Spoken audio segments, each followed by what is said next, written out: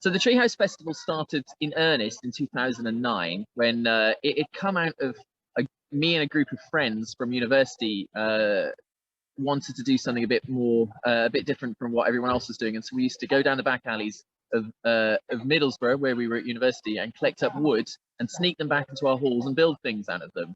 And eventually we built a second floor that had a stairs in it, and much to the dismay of our landlord.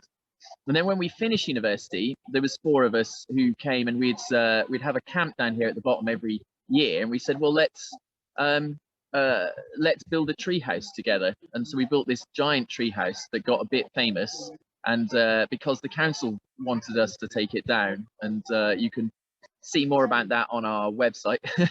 And but it was massive, and it had a spiral staircase and double glazed windows to lead line, and 2 floors and a beautiful balcony and all sorts of things. So then the council eventually won, and we had to sadly take that tree house down. But because we had such a gathering, we decided to keep making things each year, and we decided to have a week every year where we would gather together to do an eco building project, which is, for example, like this, which was made at Treehouse Festival by people having a go, and an Iron Age roundhouse and various other structures. But what I saw was around the campfire, people just making things, and the kind of that traditional industry evolving just out of the nature of the people who came. And so I wanted to emphasize that and kind of put a bit of a vision for it.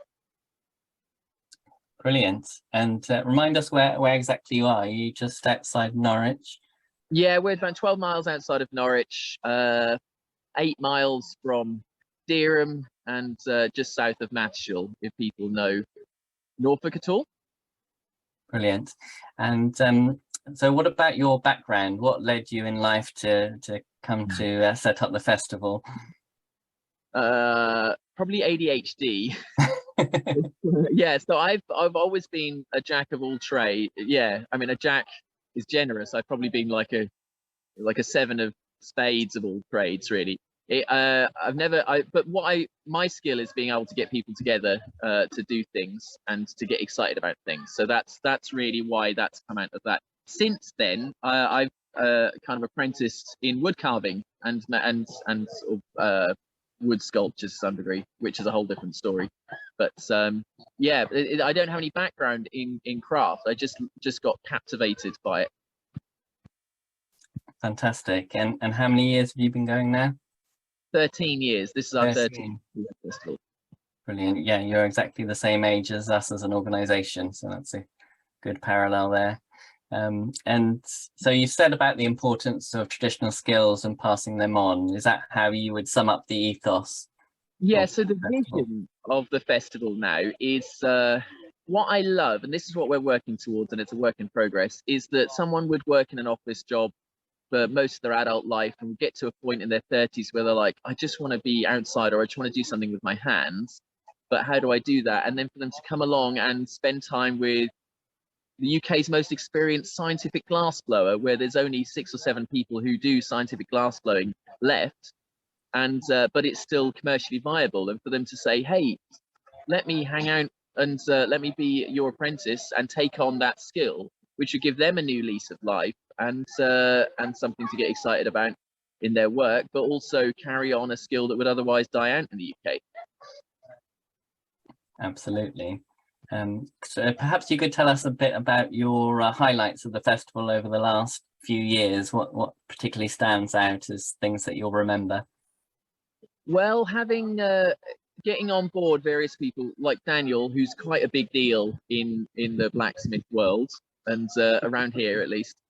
And so last year was really significant because we had a number of people who, we often say that if this was a music festival and we had the type of people that we had as big names in their field in music, we'd have Dusty Springfield and Tom Jones, you know, whoever, but because they're in such niche fields, they just come along and hang out with us for a week, and it's really low key. So last year we had the UK's most experienced scientific glass blower, bookbinder and flint knapper all together in one space.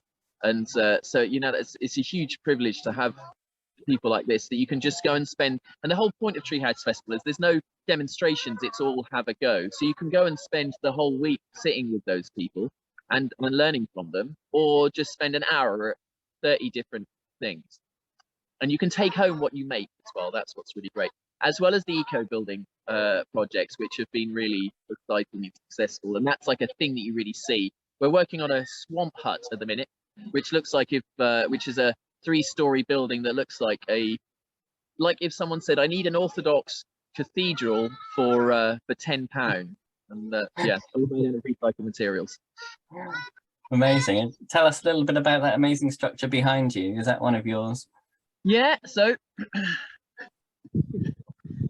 this is we call this now At the Bottom of the Garden, because one of the workshop we have here is kind of crafts you think, oh, I could never do that, but actually you can do them in your garden, like metal casting and kiln building and pottery and things like that. But so this is our thatcher at the time said, let's give people a challenge, so build the most complicated wooden structure and we'll try and thatch it. And the thatch is pretty cool because it came through the network, found a church in Old Buckingham in Norfolk. They were having all their thatch taken off because the top layer goes mulchy and horrible. And so they were throwing the next bit down, which is totally fine, away. And so this thatch was actually cut in the 1950s and is Norfolk Reed. And yeah, it's really cool. Yeah, you're in a hotspot for thatching with the regrow. That doesn't necessarily make things like that easier, and we're not, so we are fortunate to have some really professional craftspeople, and because you're a full-time blacksmith, which is quite a big deal. But sometimes people just like to share their hobbies or their passions, and that's fine too. Brilliant. You've introduced us to Daniel. Daniel, nice to meet you. Can you tell us a little bit about yourself and your blacksmithing practice? So I studied at Hereford College of Arts back in 2013, where I did my bachelor's in blacksmithing. Then went on to do a contemporary crafts master's and specialised in Japanese metalwork at the time, which was Makunagan. It translates to wood grain, and it's a practice of laminating, for instance, silver and copper together and patinating it and creating objects from it. And then got in contact with Adam through Instagram and was invited to Treehouse Festival. And part of my business is I run classes back in my workshop, because I love to be able to teach people, and I want people to know more about the skills that I can offer of blacksmithing. And the more people are interested, the more everyone gets to experience the heritage crafts that we have in this country. And to be part of that is amazing. So yes. And how many years have you been at Treehouse? 3 years now. Okay. Brilliant. And I was going to ask if you'd seen it grow, but I think it's the case that you limit the numbers, don't you, Adam? Yeah, that's true. So so there is a community number apparently that sociologists have studied, and it turns out to be very true that 150 is about the 150 is about the number of humans that you can create a community where everyone can get to know each other intimately, really. And that seems to be a common theme throughout. So lots of tribes and churches and community groups will often limit themselves to 150, and so that's what we try to do. And it's like people come for the craft, but really they stay for the community, it seems. I even did the wedding photography of a couple that met last year at Treehouse Festival. Oh, brilliant. So you've had your first Treehouse wedding. Kind of. First, at least the first. Brilliant. I was going to ask about, well, I asked a little bit about the location and how you're kind of well placed. Do you think Norfolk is a particularly good place to run an event like this? So Norwich is. How do you find the blacksmith network here? There's a fair few around, and they're all very. very supportive in the community of at least my craft. And other crafts seem very outreaching as well around, stuff. Yeah, we're quite fortunate. Norwich is it's very, it has a lot of people like that, interesting arty people. It's Norwich is going a bit more of a Brighton-y way, and yeah, and of course it's quite a rural county. So I think there's a bit of a resurgence, and there's definitely interest. There's a really good arts college here, but the crafts people here come from all around the country, and but yeah, it's often off the beaten track. So yeah, there are some definite advantages, but probably some disadvantages as well. And do most of your guests come back year on year, or is there opportunity for new people to come in future years? So at the minute, I think probably here that half the people who are here have been in previous years, and the other half are new, and they're usually friends. Okay, and is there opportunities for other ways for people to get involved with Treehouse if they can't get a ticket? I imagine there'll be a big surge on for next year's tickets. Yeah, I think there probably will be. Well, so we're really interested in hear from people who are crafters, particularly looking for basket weavers and stone carvers, and yeah, and anyone who's eco building sort of focused, I think, probably. Well, that's very, very handy, because the audience today are all from East Anglia, and we've got a good contingent of basket makers. Basket makers. I don't know why it's hard. So I'm going to use that opportunity to go to the questions now, and I'm going to pick on a basket maker in particular. Geraldine Poor. Geraldine, would you like to unmute and ask your question for Adam and Daniel?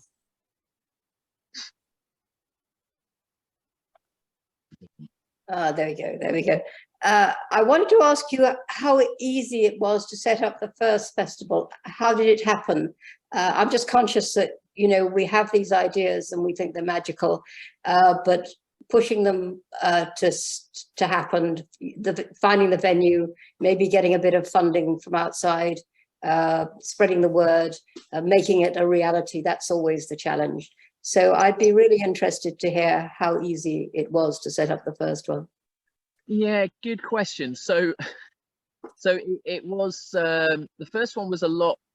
So funding has never really been much. So funding to the level that we've been doing has not really been an issue. There's like a next level where we want to take it, which would require a lot more money.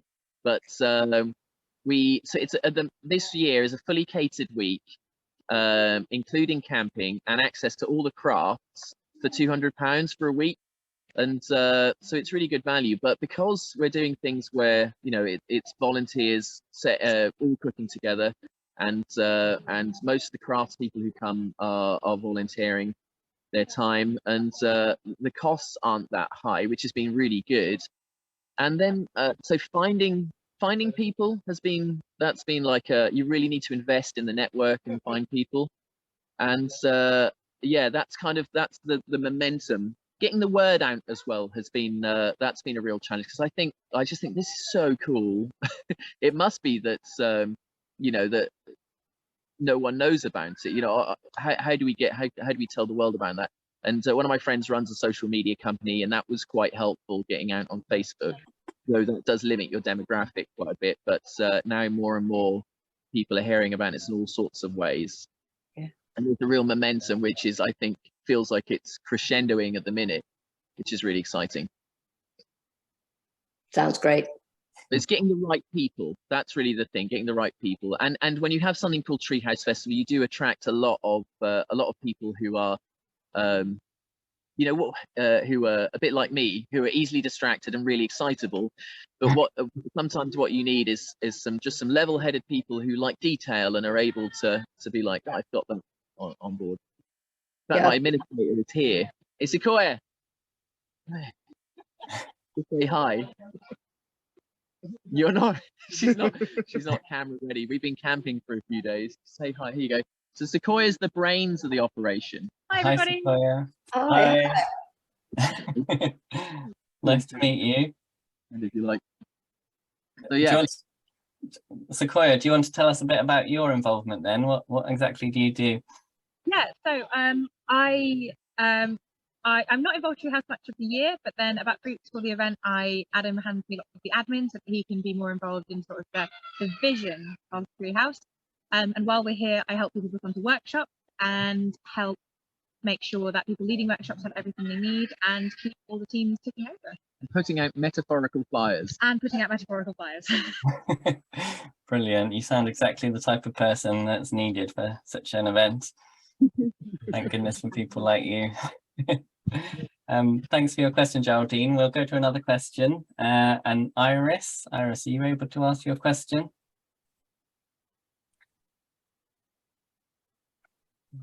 Yeah, I can answer it, but I've got the grandchildren here. Okay. It's a bit wild. Yeah, I just wondered if there was an age range. Did you focus on younger people getting into crafts and stuff? Because, you know, there's quite a few of us oldies about, but I'm always conscious that, you know, in order to keep things going, we need younger people to be focusing on the crafts. That's a really good question. The age is really diverse. So we've got there's probably 100 tickets of people, and how many of those are children? About 20 of those are under 14, under 11, and we have 3 forest schools that run as well, during the week, and kind of bushcraft skills for children, and there's a lot. Some people will be. I think we've got some people who are in their 60s and 70s, and some people who are in their sort of late teens and early 20s, and everything all between. So yeah, it's very diverse. But when we're talking about the vision before about younger people catching on to crafts that they can then pass on, there is and different people in different demographics like different crafts as well. We have a material world, we call it, which is lots of wool stuff. And on this note, which isn't super relevant, but what I love is the idea of taking something from the rawest state and making it into the most complicated state. So we've got, this year we have grass in the fields, and we have sheep, and we have wool and carding and spinning, dyeing, knitting, and also, so you can take something right from the most. And one day we should do iron smelting. We'll give it a go, yeah. Yes, I was at Spoonfest a few years ago, and they had some iron smelting there. It was a fantastic spectacle, and yeah. A lot of iron in Norfolk soil though. Okay, yeah. Oh, do you do flint napping as well? That's a very Norfolk craft. Last year we had the UK's most experienced flint napper. John Lord? John Lord, yeah, that's right, yeah. Brilliant. Yeah, we love John. We nominated him for the British Empire Medal a few years ago. Oh, cool. Yeah, he said I'll be back this year as long as I'm still alive, because he's in his 80s.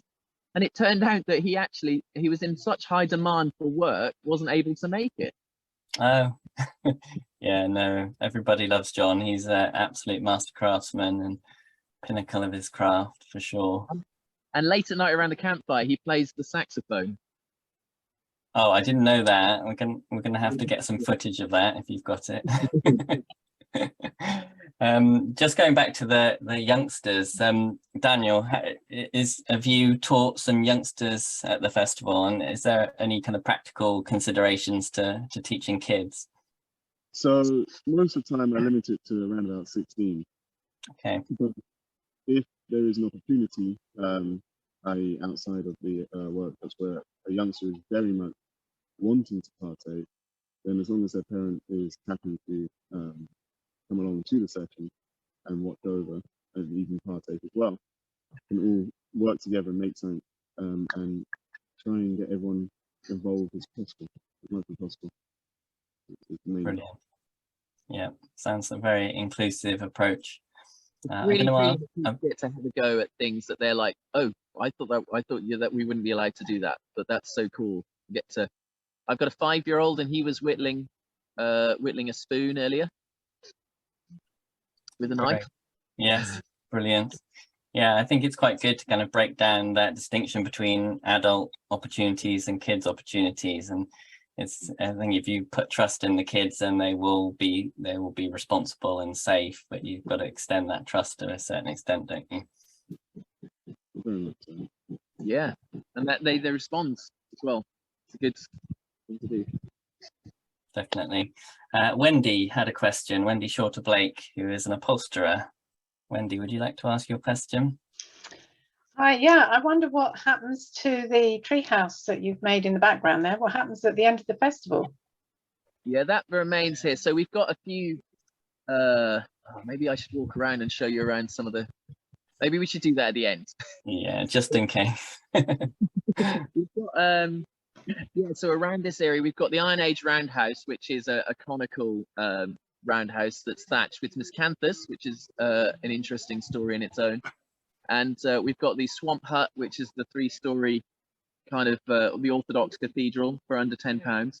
And this we call that the wood cottage, and we've got a compost loo, and yeah, and so they remain on the land throughout the year and are used for things. They actually these structures actually get used as an Airbnb the rest of the year, and which is good because it gets them maintained. That's great. Oh, that's brilliant. I'm so pleased to see that it's not being dismantled. No, that's, yeah, that'll be there. The roundhouse has been there for about 8 years in some context. Yeah, well, maybe we'll have a look at that at the end when have a little walk around. Thanks for your question, Wendy. That's great. We've also got a question from Karen Beck, who is another basket maker. Blessed with them tonight. Karen, do you want to ask your question? Well, it's a relevant Hi, Daniel. Yeah, so you said you're looking for basket makers. What's the best way of us offering to get involved? Well, if you go to treehousefestival.co.uk, you can find our email on there, or follow us on Facebook or Instagram. And we're already starting to get some workshops booked up for next year, and which have been really, there's some exciting things. We're getting more and more organized, you see, and so it's really lovely that next year we're starting to get things done. But I find basket weavers are really hard people to pin down. You know, if you can get a basket weaver to be there, that's yeah. I think there's not many in Norfolk. No, I suppose that might be true. Yeah. Maybe not many, but they're all in this session, thankfully. So you might be inundated after this. And if you come along as a craft, if you want to come and share your craft, kind of no matter where you are in your journey, if it's right, we'll give you your week's worth of food, and you can have access to all the other crafts, and yeah, and we usually pay a little bit of expenses as well. Cool. Brilliant. And would we need to commit the full week? Yeah, so not everyone does commit the full week, but I do. It's lovely when they do, because what I'd love to make is what feels like a medieval village, but without the costumes, where people can go round and just sit with craft people who are just their thing. And some workshops you have to book in, like blacksmithing you have to book in, because it's, you know, it's a bit more dangerous. You can't have too many people, it's insured. But then some workshops are much more, in a way, mindful, and we'll just, so we've got to have an ancient craft zone where there's a Bronze Age tent and a Saxon weaver and pole lathe and things like that, and they're kind of designed so people can come and just sit down and have a go at whatever that they're doing at the time, and that's why I love for people to come for the whole week. But it is a week to take off from work, and especially if you don't like camping. But if you got people have all sorts of interesting RVs and caravans and camper vans and things, sometimes they make them. Brilliant. Thanks for your question, Wendy. I just had a message in the chat from Geraldine, who runs the Basket Makers Association, and she said she's going to spread the word about this to basket makers. So that's great news. I was interested in what you said about not requiring people to wear costumes, because you could have gone down the route of kind of historical reenactment. Did that ever cross your mind, or what's the thinking? So Jackie, who does the Saxon workshop, she has her. Sorry, someone's just walked on with a ferret. They're walking with a ferret over there. That's a different story. So she does everything in full costume, and she makes she's made everything herself. So to the point where the dyes that she uses in her clothes are from plants that she's grown herself, and she's very hardcore and serious about it. But yeah, the rest of us don't really wear costumes. But it's kind of tempting. But then you want it to be accessible to everyone. Someone who's like, oh, I've never even camped before, and I've not done anything like this, and I maybe had a go at something to do with wool, but I'm interested in something else. You don't want it to be like, come on, look, your headdress is not quite correct, therefore we're going to shun you. That's it. They can be quite fastidious with the detail, can't they? The reenactors. Not has its place. Yeah, absolutely. Sarah's made a comment, Sarah Woodcock, who saying that Kentwell in Suffolk do a Tudor costume thing very well. Sarah also had a previous question. Sarah, do you want to unmute and ask that question? You're a leather worker, aren't you? Hi, yes, I'm a leather worker. I was just wondering what your vision is for the next level. You were talking about the next level and you said you needed more funding for that. And what do you have in mind?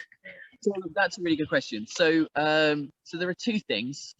One of the things that I would love to do is to create a Tudor cottage with that draws on aspects of all the different crafts during the week. So the glass blower to make some of the stained glass, to make the windows, for example, and blacksmiths to make artisanal hinges and window frames and anything else I can get to make.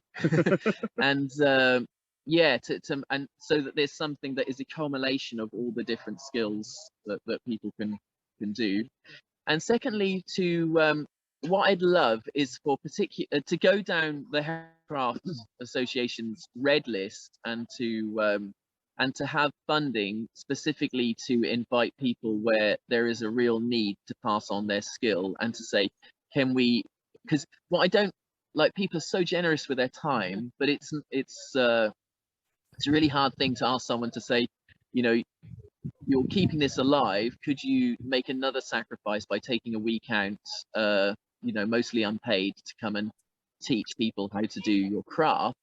But what would be good is if you could say, look, let's pay you so you're not missing anything, to be able to do that to a number of specific crafts that are really, that we want to get people exposed to. And do you think there's an opportunity to, I know you don't want to grow the festival in terms of numbers, but could you have similar festivals happening at different parts of the country? We've talked about this, and how do you grow it so that it keeps the soul but reaches more people? And we're working on that. Might have to have a load. We could run them concurrently throughout the summer, but that might kill some of us.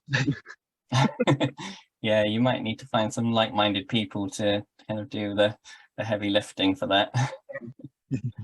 There was a comment from Heather Flint in the chat, and it's a comment rather than a question. But as Heather does a very interesting craft, she does smocking. Heather, did you want to unmute and introduce yourself? Yeah, thank you. Yeah, I'm actually just up the road from the Treehouse Festival in Hockering, so I could sort of pop in.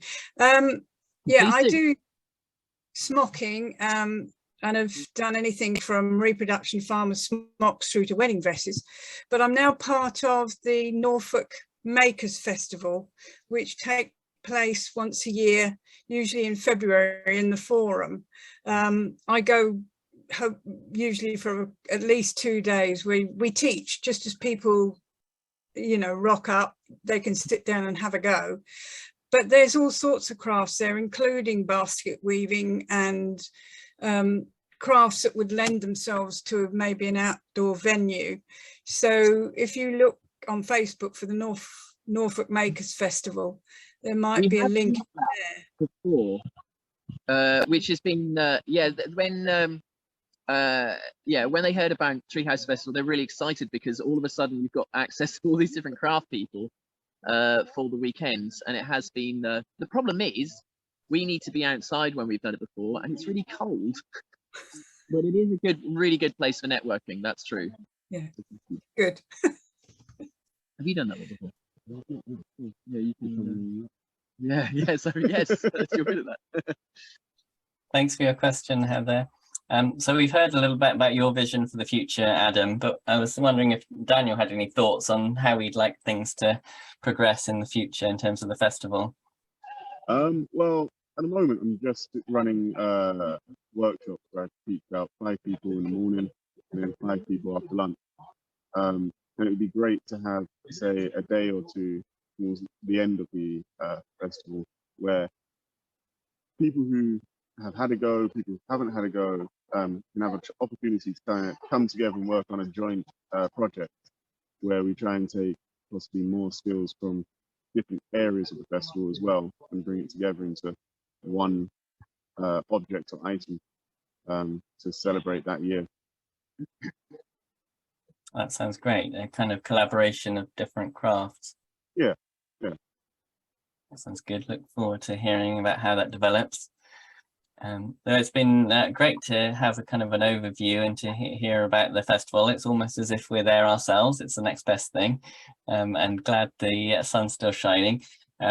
Would you like to see if it's possible to give us a little bit of a tour, and if we lose you for any reason, we can carry on, but it'd be great to see some of the rest of the site. Here we go. So let me see if I can put you on the other camera. Yes, I can. There we go. Beautiful. So there we go. So that's this structure. Oh, it's mirrored. That's really difficult. So here you go. This is this was one of the years that we've created the little structures.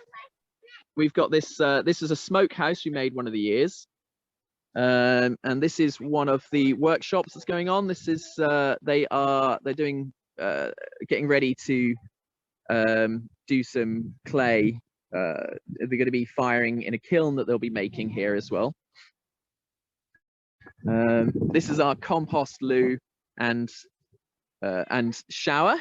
They've been making a new stairs on this today, which has been very successful. On these compost loos, I could talk about them quite a lot, but I won't. Let's go through. There's lots of tunnels.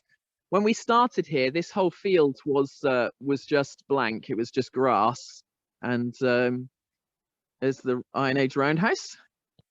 Which wow. Let's have a look. That's got someone's hidden a table under there. Here we go. So this is just the light on in here. It's quite dark, but there we go. This is. So this costs £8 to build, wow. which was just in an extra bit of baler twine. There's 4 tons of clay in the walls, which were dug up by hand with a spade, and 38 trailer loads of thatch, which was again was cut by with shears all by hand. It took lots of about 100 different people involved. These are things that people have been making in the workshops. We've been having they've been making things out of clay, but also have been making dyes and inks from the earth as well. So we've had it's been quite fun. One of the workshops we've had has been we've got a stream of workshops which has been we've had ink making, quill making, paper making, and calligraphy, so you can do the whole set all the way through. I'll just rush through and we'll see through here. These lots of tunnels around. So through here is where we've got, this is the campsite where everyone's camping, and we're going into the ancient zone now, which they're just getting ready to pack down because it's feeling like there's some rain. This is the green woodworker is over here, and this is Saxon, Jackie, and Vanessa, who's in the Bronze Age. And this is what I was saying about, these are all the different things that Jackie's grown and made. You're live on television. Hello. And these guys they're in their costume, so they are, which I presume you made yourselves, didn't you, right? And yeah, You do this as a This is me on a Friday night.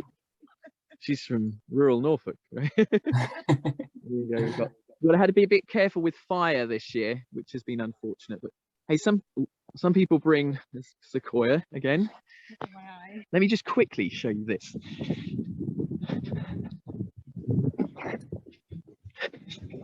Yeah, the grass looks dry as tinder. Oh my goodness, it is so dry. Yeah, I've never known it so bad. So these people have come in these little caravans, which they made themselves. Oh, wow. And they're cool. And they have little treasure chests on the front. So that's beautiful. So if we scoot back,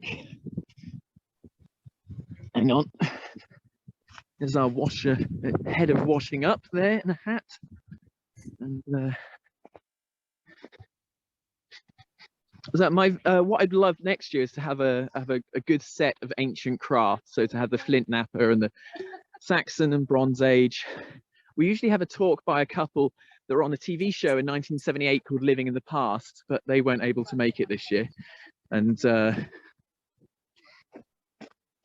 excuse me, you guys, just going to show you're on television.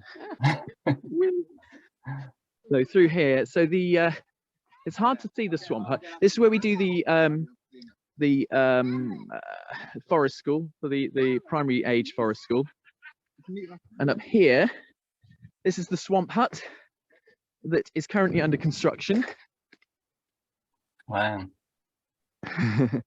And then lastly, well, lastly, this is kind of the community hub where the food is and the cooking happens, because it's all catered. It's all vegetarian. And there we go. We'll have a look. Oh, and they've already started food. So you can see it's a real community thing. Yeah. Well, don't show us the food. We'll start to get very jealous. This year we planted. We've been setting up our own planters so we can harvest herbs during the week as well, which has been quite successful. This is our little herd of sheep. Ladies. So yeah, we've never had sheep before. I was just mind-bendingly excited by having sheep this year. Wow. They wouldn't have to move. And this is the material world. And then over here in the bar, I don't know if you can see there in the barns, that's where the glass blower is, and that's where the blacksmiths are. And I think we had paper making there, and the other forest schools. Brilliant. There's loads of children as well. There you go. Excellent. Yes, Norfolk horns, very well recognised. That's right. And it's quite a lot of pressure because they're extremely rare, I believe. And so we've had to really look after them. Obviously, we've had to look after. We would look after them even if they weren't rare. That's where the other forest school happens. And a kind of admin headquarters over there. I mean, I could go on. Please do stop me if you're like, yeah, we need to get on. No, not at all. Our other blacksmith. It seems to me that you've got a great relationship with the landowner. Is that the case? Yes, that does help, doesn't it? Yeah, they're very amenable most of the time. I do sometimes. They're a bit like, don't take the mick, Adam. But yeah, that's part of my job really. Is that liaising with the landowners and making it work. Here we go. So this is a barn area which has electricity, and tomorrow night we're going to have a band, and yeah, so you got all the blacksmith stuff that's been going on, and there's some actual glass blowing going on as we speak. Oh, brilliant! Let's see here. Latent heat evaporation. This is Graham, who Hello. is our glass blower. You may know because he is a member of the Heritage Crafts Association, I believe, aren't you, Graham? No, I'm not, but I'm now gas master for the Treehouse Festival. Yes, well, you see, everything's very creative, so we have to come up with creative solutions, and it's a bit Heath Robertson, but that's all part of the You know what was wrong tonight? Well, hang on. We're doing a live conference. You tell me later. Tell me later. Adam, it was wonderful. Okay, great. Working first class. They're all stars. Yeah, lovely. I do have a wonderful team. That is true. They have been so good. Oh, this is paper making earlier. Been making. I don't know an example. Oh, the other thing that's really fun is you can see I'm quite excited by all this stuff. Is that we have each year we set up a little shop basically where people. Well, everything is. We set up different boxes with interesting things that you might be able to use if you have them in mind for a project.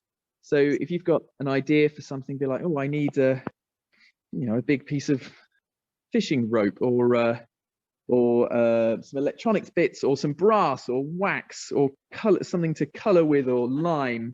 You can the idea is that you can just come here and take what you want and use it in your project. And it also means that every time someone's like, Adam, where's the I can say, well, go and have a look in the stores and you've got it there.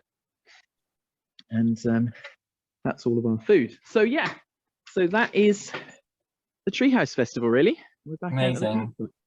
Whistle Stop Tour. Thank you so much. There we go. If I would love to hear from anyone who wants to get involved and has got an interesting, unusual craft, and particularly to come and be with us for the week and and to share your passion.